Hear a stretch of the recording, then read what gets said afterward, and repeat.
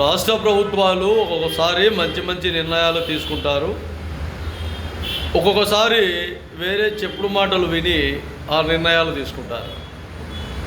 చెప్పుడు మాటలు వినే నిర్ణయాలు అవి ప్రభుత్వ పరంగా ఎవరైతే అయినా ఆ ప్రభుత్వానికి సంబంధించిన సలహాదారులు మంచి అభిప్రాయాలతో ప్రజలకు మంచి మమేకమై ముందుకు నడిపించే విధానాలతో వాళ్ళు మంచి ఆలోచనలు సలహాలు ఇవ్వాలి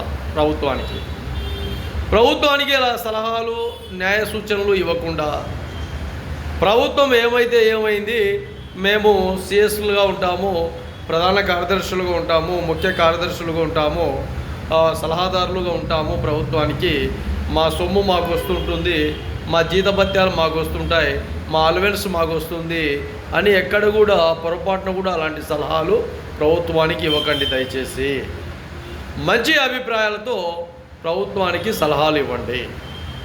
అప్పుడు ఆ ప్రభుత్వ విధానాలు ప్రజల్లో మమేకమై ప్రజల కోసం అన్ని విధాలుగా ముందు ఉండే విధంగా ప్రజలకు ఏం కావాలో ఈ సలహాదారులు ఖచ్చితంగా వాళ్ళకు సలహాలు సూచనలు ఇవ్వాలా.